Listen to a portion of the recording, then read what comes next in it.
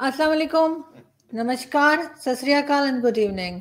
कैसे हैं आप सब? आई होप कि आप सब लोग खैरियत होंगे। इससे पहले कि हम आज के टॉपिक पे आगे बढ़ें, आपसे रिक्वेस्ट है कि प्लीज़ हमारे चैनल को सब्सक्राइब करना ना भूलिएगा। आज जी हम बात करेंगे। ऐसे तो हमारी हमेशा से कोशिश होती है कि हम ऐसे टॉपिक्स के ऊपर बात करें जिन पे बात करना बहुत ज़रूरी है, लेकिन बहुत बार हम ये देखते हैं कि इन टॉपिक्स पे कोई बात नहीं करता या बहुत कम की जाती है।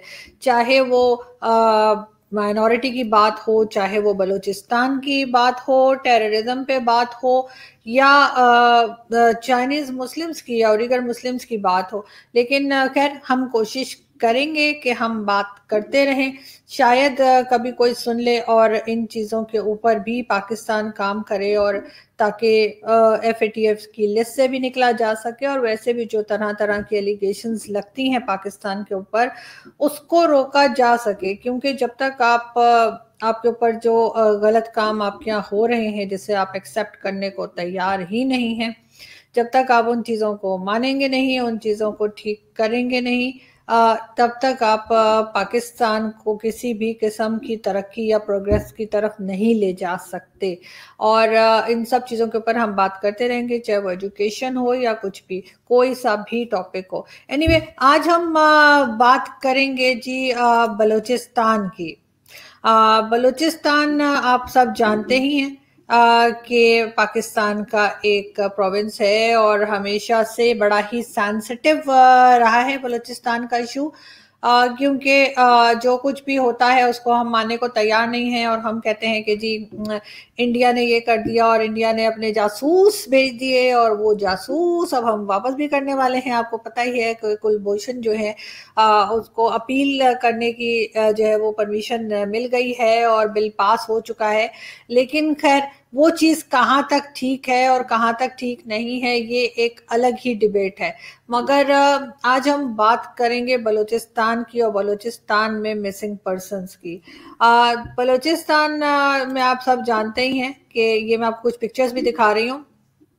ये वो लोग हैं जो उनके भाई, बेटे, शौहर जो हैं वो उठा लिए गए, गायब कर दिए गए, और ये बेचारी तमाम लेडीज जो हैं वो उनकी पिक्चर्स लेकर हर वक्त कभी इस्लामाबाद में, कभी लाहौर में, कभी कराची में, और बहुत बार जो है बलूचिस्तान में भी वो इस तरह के प्रोटेस्ट करती रहती हैं कि उनको वापस लाया जाए। बलूचिस्तान में जो मिसिंग पर्सन्स का इशू है वो बहुत ज़्यादा बढ़ता चला जा रहा है। लेकिन बहुत अफसोस की बात यह है कि कोई गवर्नमेंट भी उसके ऊपर कोई ख़ास तवज्जो नहीं दे रही है।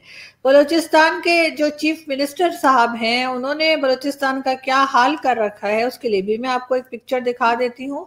और इस पिक्चर को देखकर आपको अंदाजा होगा कि ये जो ऊपर वाला इस पिक्चर का ऊपर का पोर्शन जो है उसमें आपको चीफ मिनिस्टर ऑफ बलूचिस्तान नजर आएंगे, जिनके आगे सहरा में भी, यानी जो सहरा आपको नजर आ रहा है डेजर्ट में, शीशे की टेबल भी रखी है, चेयर्स भी रखी हैं। और उसी बलूचिस्तान की दूसरी पिक्चर आपको इसी पिक्चर के नीचे के पोर्शन में नजर आएगी, जिसमें कुछ बच्चे जो हैं उनको पढ़ाया जा रहा है, और उनके पास ना तो चेयर्स हैं और ना ही टीचर के पास कोई प्रॉपर इस तरह का इंतजाम है कि जिससे वो इन बच्चों को एजुकेशन दे सके। वैसे भी एजुकेशन जो है, आपको मालूम ही है कि हम एजुकेशन को कितना सीरियसली लेते हैं कि हमने एजुकेशन का बजट सबसे कम रखा है।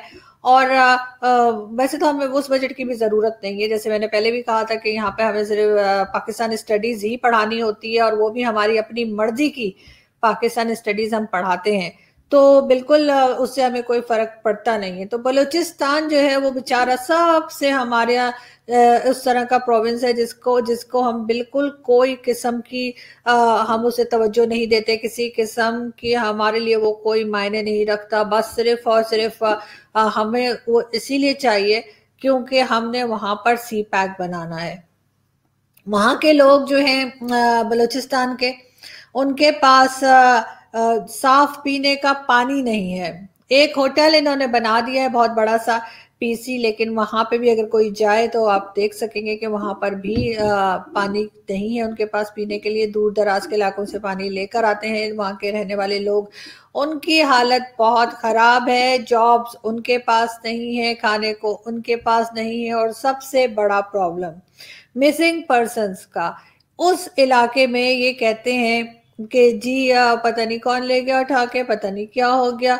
और हमारी ही एजेंसीज जो हैं, हमारी ही एजेंसीज, किसी दूसरे की नहीं, हमारी एजेंसीज इन लोगों को उठा के ले जाती हैं और उसके बाद सालों ये लोग नहीं मिलते। बहुत बार ऐसा होता है कि इनकी लाशें मिलती हैं लेकिन ये जिंदा सलामत वापस नहीं आते। हर बार यही कहा जाता है, बहुत दफा बल्कि बहुत बार ये कहा जाता है कि ये लोग जो हैं किसी दूसरी कंट्री के साथ मिलकर जो है वो टेररिज्म की ट्रेनिंग के लिए चले जाते हैं और फिर वापस आकर पाकिस्तान के अंदर दहशतगर्दी या टेररिज्म करते हैं।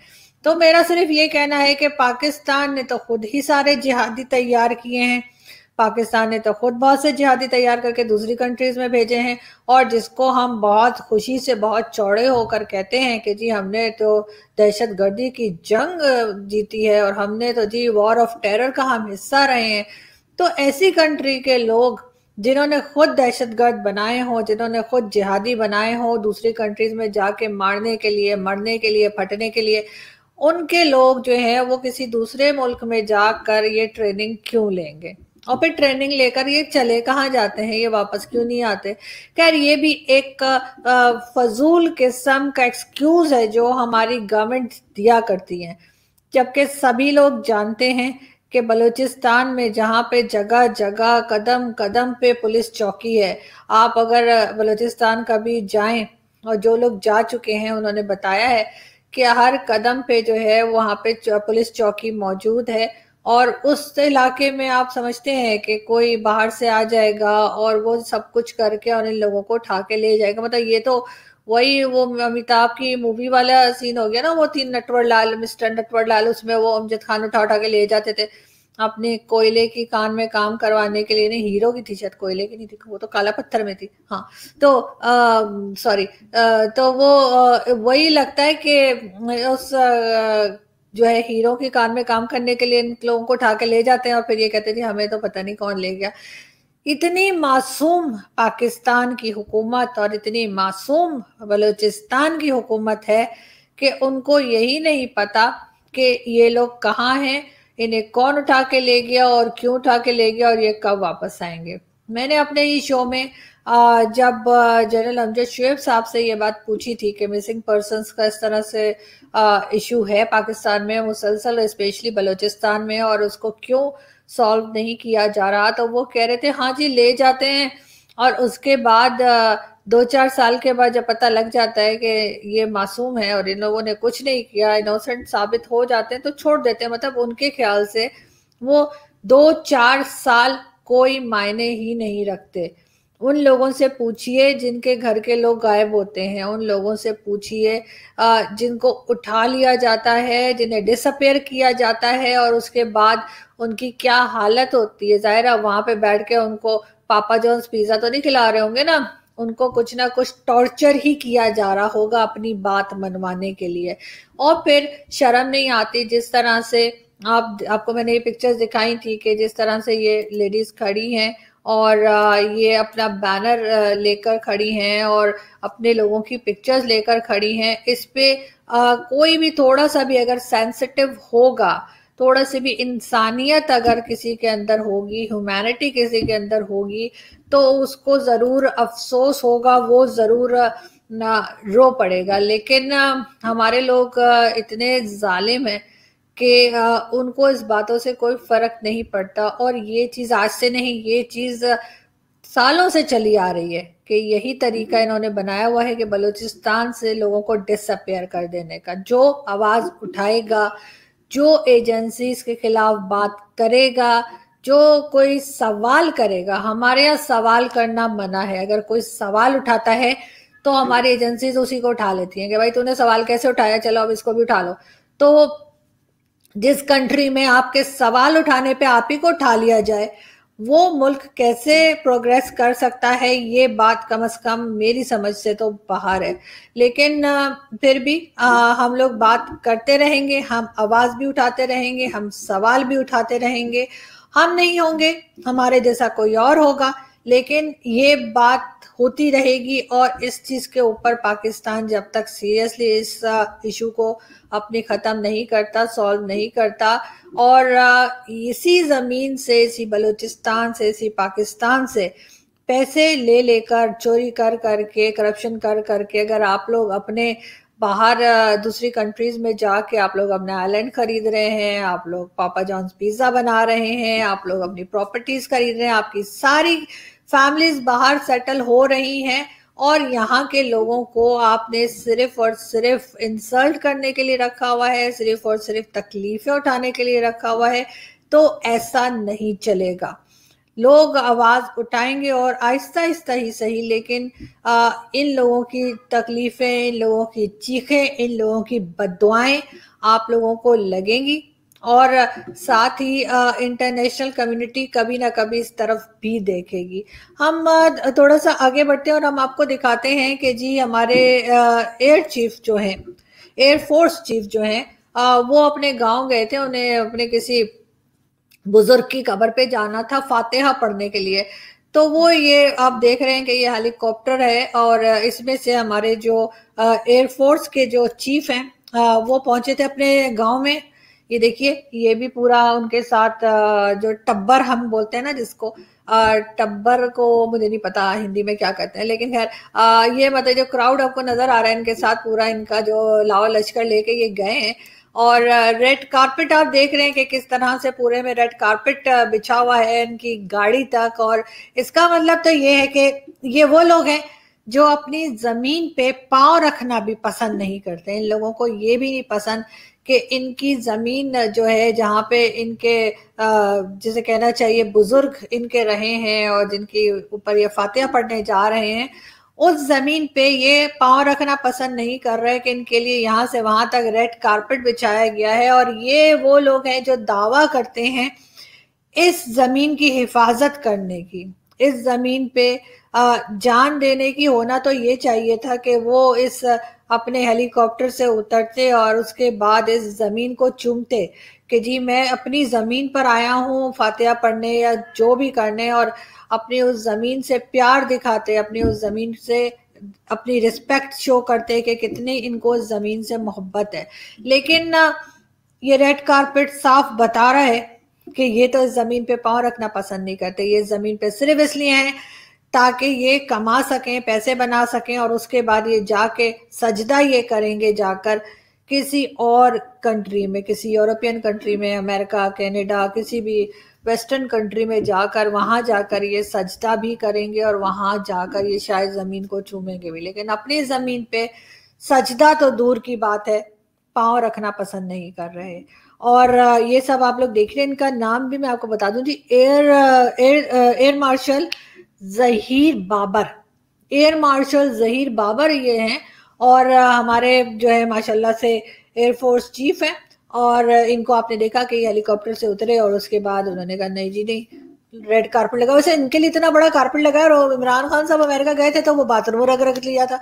मतलब इसी से आप अंदाजा लगाएं कि हमारा प्राइम मिनिस्टर कितना स्ट्रांग है, और प्राइम मिनिस्टर की क्या हैसियत होती है इस आर्मी, एयरफोर्स और इन सब के आगे, कि एयरफोर्स के चीफ आए हैं तो इतना लंबा रेड कारपेट लगाया गया है। और इमरान खान साहब कहते तो बाथरूम रख दिया था। मतलब ये क्या बात हुई है ना।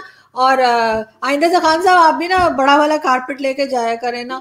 ना मिले तो मुझे बता दिएगा, मैं अपने घर को उठा के दे दूंगी। इतना बड़ा तो नहीं होगा, लेकिन फिर भी जो आपने बाथरूम रख रखा था उससे तो बड़ा ही है। तो कम से कम थोड़ी सी तो इज्जत हो जाए ना। मतलब अजीब सा लगता है ना, बाथरूम रख लेके आप चले गए। अपना ही था या वो भी प्लेन में से उठाया था, पता नहीं, मलिया लोधी जी को पता होगा। लेकिन पता नहीं, खैर छोड़े। हाँ, हमारे यहाँ पता है, मैं आपको लास्ट में ये बता रही थी कि एक वीडियो और मैं आपको दिखाती हूँ और फिर मैं बताती हूँ कि देखिए जरा मौलाना साहब क्या कह रहे हैं इसमें। टमाटर किस तरह है जी? टमाटर क्या भाव है? वैसे तो जी 80 रुपए किलो है, लेकिन आपके लिए 50 रुपए किलो। ज्यादा चालाक बनने की जरूरत नहीं है, सब जानती हूँ मैं। टमाटर हैं ही 50 रुपए किलो। अरे नहीं नहीं, ऐसी बात नहीं है, 80 रुपए किलो है। वो जो औरतें आती हैं ना, जो बहुत बातें करती हैं बाजी टाइप की, उनके लिए 80 रुपए किलो, लेकिन आप जैसी मैडम के लिए 50 रुपए किलो। पाउडर लगाना है तो घर में लगा, सुर्खी पाउडर लगाते इधर आलू प्याज रेडियो पर आता है, रेडियो वाला पहले पागल है, अभी उसको आलू को नहीं दिखाते, पहले बाजी का सुर्खी पाउडर देख रहे। अभी बाजी बोलता नीचे देखो। देखा आपने? तो जो लेडीज ये शो देख रही हैं, प्लीज मेकअप करके ना आलू टमाटर लेने मत जाएगा, वरना मौलाना साहब को बहुत गुस्सा आ जाता है। वो कहते हैं जी वो आलू प्याज वाला तो आलू प्याज देखता ही नहीं, वो तो फिर मैडम को देखता है। तो खैर हमारे यहाँ इस तरह के जाहिल मौलवियों की कमी नहीं है, आप सभी जानते हैं। लेकिन हम यहाँ से आगे बढ़ते हैं और जाते जाते मैं आपको ये भी बता दूं कि जी इमरान खान साहब ने जो है ना वो अपनी सैलरी भी बढ़ा दी है एज अ प्राइम मिनिस्टर।